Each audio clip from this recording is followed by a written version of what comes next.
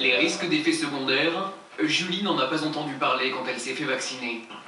Aujourd'hui, elle y pense 2 fois par jour, à chaque pansement. Ça va, c'est joli. Tu me dis pas Anne aujourd'hui? La jeune fille souffre d'une maladie de Verneuil. Son corps ne cesse de produire des abcès qu'il faut inciser régulièrement. Des plaies qui ne cicatrisent jamais vraiment. C'est douloureux, c'est handicapant, je ne peux rien faire, c'est ma vie, c'est mon quotidien. Tu l'appuies un peu, Juge? Non. Si. Non. Je n'ai pas eu d'accalmie depuis 4 ans. J'ai pas eu de période de rémission, je continue depuis 4 ans. C'est dur. Voilà mon verre. Les premiers abcès sont apparus juste après le vaccin. Un vaccin que la mère de Julie n'avait pas hésité à réclamer à son médecin. Moi, je me suis dit, comme toujours dans tous les domaines, je veux ce qu'il y a de mieux pour ma fille. On ne m'a jamais décrit des possibilités de peut-être ou d'autres choses. Donc moi, j'y suis allée, j'ai fait confiance aux autorités sanitaires, j'ai fait confiance aux médias, j'ai fait confiance aux médecins, et puis je me suis plantée. Je culpabilisais avant parce que je me disais, si tu fais pas le vaccin, peut-être si un jour elle a un ennui de santé, tu te diras, j'aurais dû le faire. Et maintenant, je culpabilise parce que je l'ai fait. Sur Internet, d'autres jeunes filles comme Julie font état d'effets secondaires graves après le vaccin.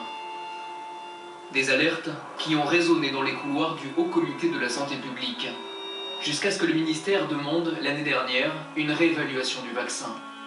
Études cliniques, statistiques, chiffres de l'assurance maladie, rien ne permet d'établir un lien de causalité. On comprend tout à fait que quelqu'un qui était vacciné et qui fait une maladie bizarre après, il soit persuadé que cette maladie est liée au vaccin, bien sûr.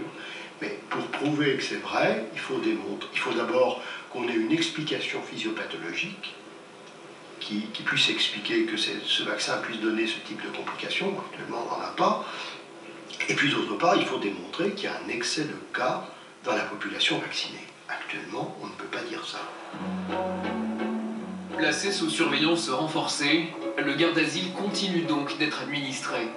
Plus d'1 million de jeunes filles l'ont reçu. Madame Lacombe a fait vacciner sa fille à l'âge des tout premiers rapports sexuels. Mais on commence à voir disparaître cette maladie. Il faut le faire le plus tôt possible.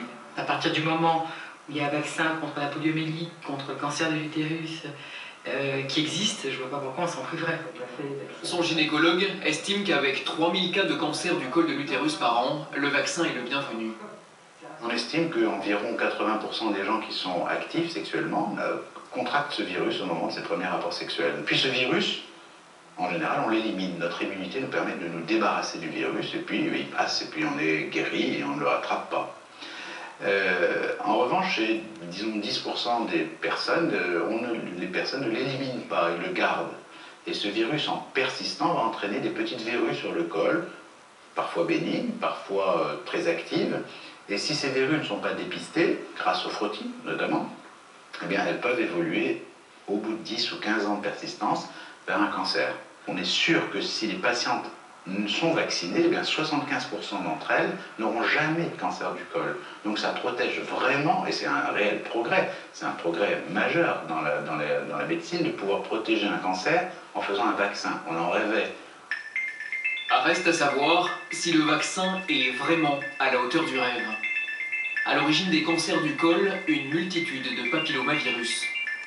Le vaccin protège contre 2 d'entre eux, le 16 et le 18, les plus cancérogènes. À Lausanne, un gynécologue a cherché la petite bête.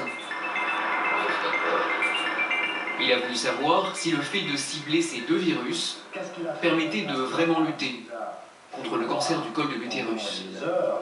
Où nous étions postés, ces 2 virus, les 16 et le 18, sont impliqués dans à peu près 70% des lésions précancéreuses du col de l'utérus.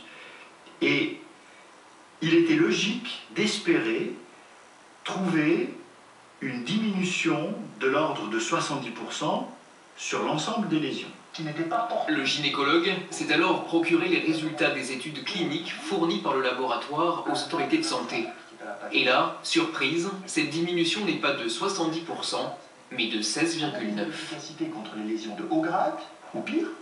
Nous n'avons aujourd'hui aucun élément pour dire que le garde-asile permet de diminuer le nombre total de lésions. Tout ce que l'on peut dire, c'est que le garde-asile diminue les lésions dues au virus 16 et 18. Mais vous serez d'accord avec moi que de ne pas faire une dysplasie au virus 16 et 18, mais de la faire quand même au virus 31 ou 33 ou un autre, finalement intéresse relativement peu la personne qui se fait vacciner et la population. La population, ce qu'elle veut, c'est savoir qu'elle va obtenir une protection conséquente si elle se fait vacciner. Une protection décevante, mais qui, pour certains médecins, s'explique facilement. Lorsque un vaccin combat un type particulier de germes, mais les autres, en quelque sorte, prennent la place. Et donc, on ne sait pas si dans 20 ou 30 ans, chez des personnes vaccinées, on n'aura pas toujours des cancers du col de l'utérus dus aux autres types de papillomavirus. Du côté du laboratoire, on met en avant d'autres études menées sur la population australienne. Des études encourageantes, même si le recul manque encore. Aujourd'hui, effectivement, on ne peut pas dire le vaccin va protéger les populations contre des maladies qu'on ne verra que dans 10 ans, dans 20 ans, etc. Mais on a commencé à montrer une baisse générale sur la population. Tout le monde n'est pas vacciné, etc. Mais une baisse générale des lésions précancéreuses chez les plus jeunes filles. Et même les gens non vaccinés sont protégés. Bon, partiellement, complètement. Une protection partielle, c'est tout ce que l'on peut attendre du vaccin pour le moment. Un outil supplémentaire de lutte contre le cancer du col de l'utérus, mais qui ne saurait remplacer la prévention. Le danger, c'est qu'une jeune fille vaccinée, et les sondages dans les classes l'ont montré, elle pense qu'elle est protégée. Et donc elle va moins se protéger à l'occasion de rapports sexuels, elle va moins être encline aussi à se surveiller par des frottis réguliers par la suite. Voilà pourquoi on dit qu'en plus du vaccin, il faut de toute façon faire la surveillance régulière par frottis. Garde d'asile, hépatite B, des polémiques qui ont pris toute la place, jetant le trouble sur toute la vaccination. Face aux recommandations, les parents désormais hésitent. Même le vaccin contre la diphtérie, le tétanos et la polio, seul vaccin obligatoire aujourd'hui, pose problème. Certains le refusent et deviennent hors la loi.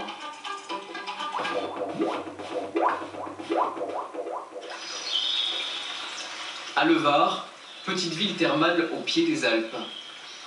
En ce jeudi d'automne, la famille Guéret part aux champignons.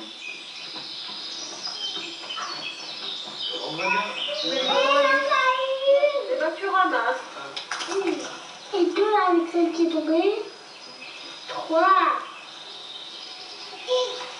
4, 5. L'occasion d'une petite leçon de calcul pour ces enfants qui ne vont plus à l'école. Pourquoi est-ce que vos enfants ne sont pas à l'école aujourd'hui? Parce qu'ils sont exclus de l'école depuis le jour de la rentrée, depuis le 5 septembre. Pourquoi? Pour défaut de vaccination. En fait, la raison qui nous a amené à ça, c'est que notre fils, après la 3e injection des vaccins, a développé une maladie inscrite à la liste des effets indésirables du vaccin. Il fait de l'asthme. Et à partir de là, on a commencé à s'interroger sur les effets des vaccins.